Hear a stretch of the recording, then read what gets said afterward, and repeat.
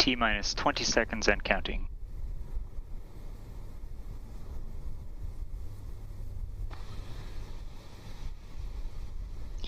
10, 9, 8, 7, 6, 5, 4, 3, 2, 1.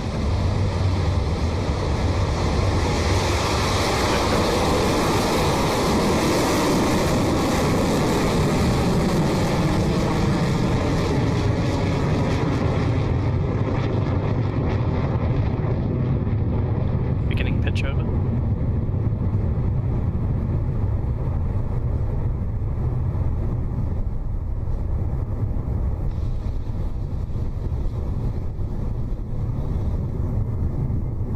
Stage 1 propulsion. And with that, we have lift off from Launch Complex 1 of our 48th Electron mission. Ready Aim PREFIRE is in the air and on its way to space with its NASA payload. Soon we'll be hearing the call out for max Q, otherwise known as maximum aerodynamic pressure, which is the point during Electron's ascent where the structure is under the most amount of stress. We'll hear from the GNC operator shortly that Electron has cleared that milestone.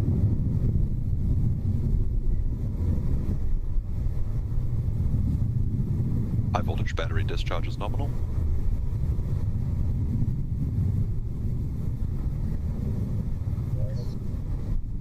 Cleared max Q.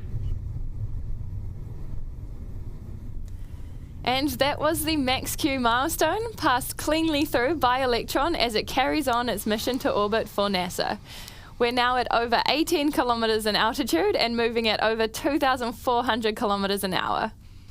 Next up will be 3 actions that are performed by Electron back to back to back. The first is main engine cutoff on the first stage, when all 9 Rutherford engines will shut Guidance down. is nominal. Next is stage separation, when the booster disconnects from stage 2. And then we will have second stage engine ignition, when the Rutherford engine on the second stage lights up to carry on with the mission. Those call-outs should be heard as MECO, stage separation, and second stage ignition. Let's listen in now.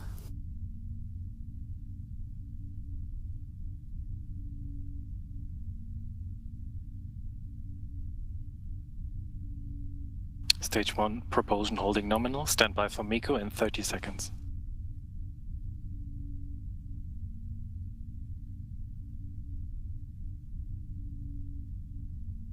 "15 seconds to staging. Entered burner detect mode.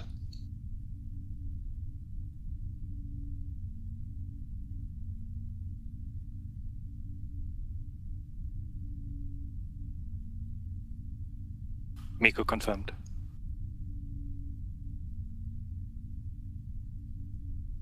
Stage separation successful. Stage 2, ignition confirmed.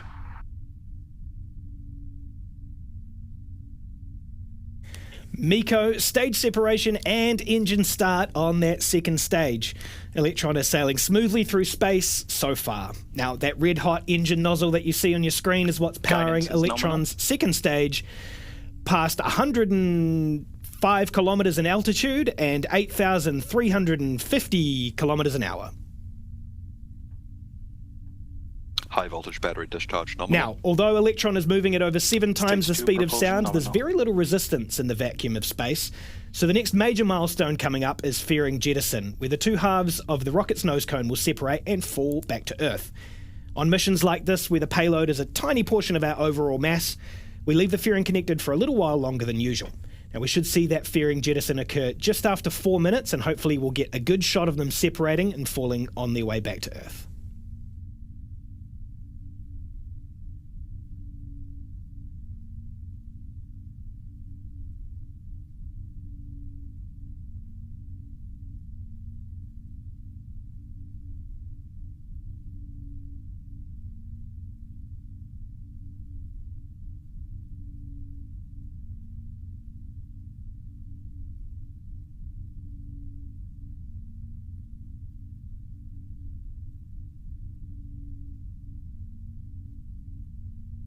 Fairing jettison succeeded.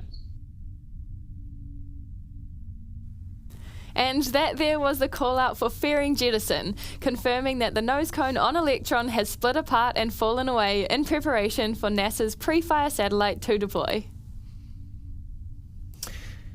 As you can see, we're at T plus 4 minutes and 41 seconds. Electron is travelling at speeds of 10,800 kilometres an hour and at an altitude of 174 kilometres.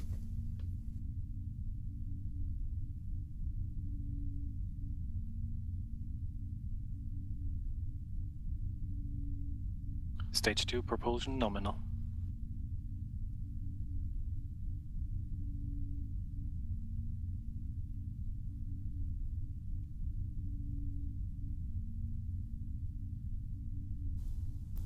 We're now coming up on the moment when the second stage Rutherford engine needs to perform its next action, a manoeuvre called the battery hot swap. This is a move unique to our Rutherford engine. Since its pumps are powered by batteries, by this point in the journey, we need to swap out the draining battery packs for a fresh set of new ones that will keep the engine running. The old batteries will be ejected, and you can usually see that happen on your screen, so keep an eye out on the shiny object on the right of your screen just after 6 minutes into the mission.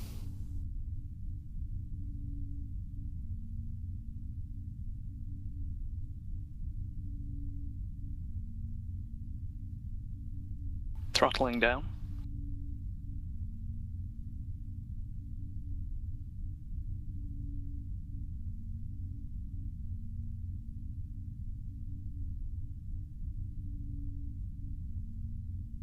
Hot swap successful.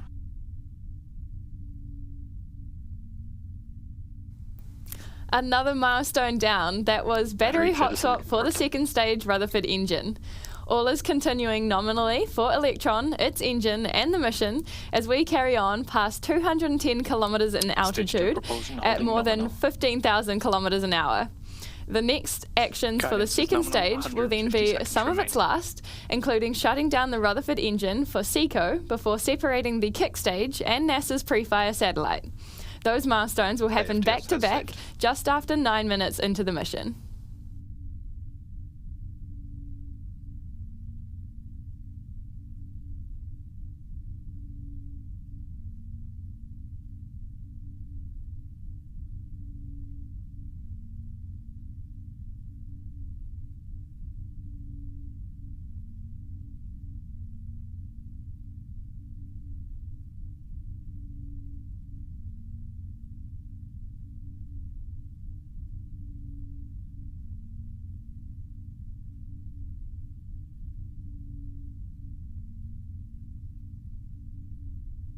HVV battery discharge holding nominal.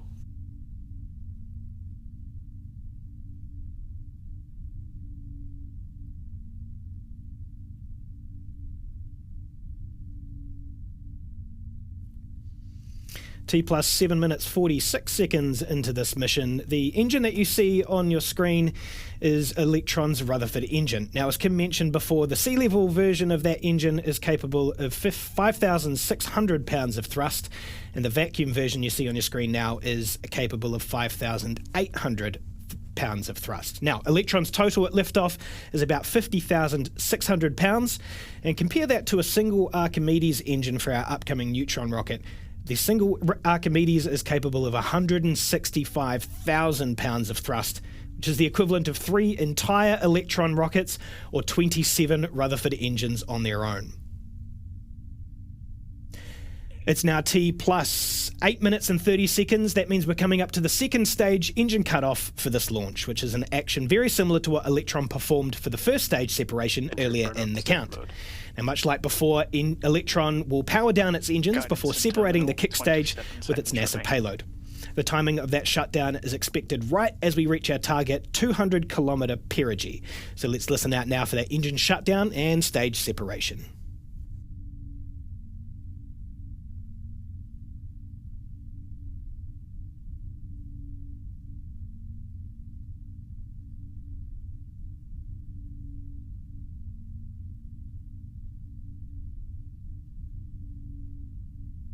SECO confirmed.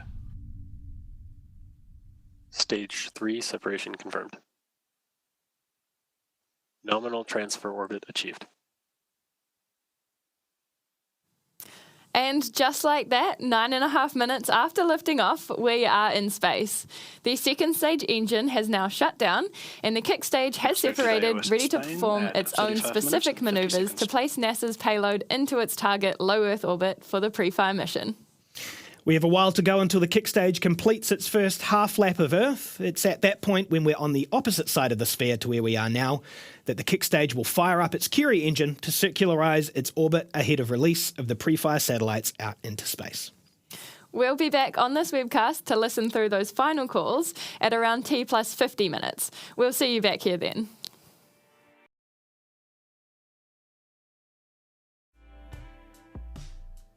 Welcome back to the webcast of Rocket Lab's 48th Electron mission called Ready, Aim, PREFIRE. Earlier this evening, Electron lifted off of the pad from Launch Complex 1 with its NASA satellite on board for its PREFIRE mission, a mission to monitor the heat lost to space from the Arctic and Antarctica to better predict climate change. After completing all the usual mission milestones like max Q, stage separation between stages 1 and 2, fairing separation and stage separation between the second stage and the kick stage, we are now at the final moments of the mission before our kick stage deploys the NASA satellite to space. Just now, the kick stage has reached its 525-kilometre apogee above Earth. The trajectory it was delivered to is an elliptical orbit, which means that the kick stage and its satellite were moving in an oval shape around Earth instead of a circular one. But moments ago, the kick stage lit up its Curie engine to place the kick stage and NASA's payload on a circular path. This course correction engine burn lasts for just under a minute, and we're coming up to that point when the engine is due to shut down. So let's listen in to mission control for confirmation.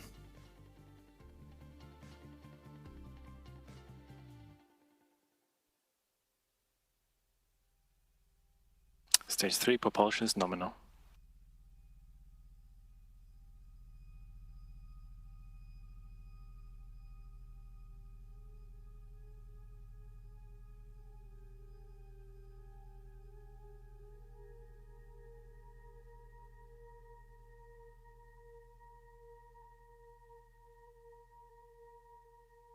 Curie engine cutoff confirmed.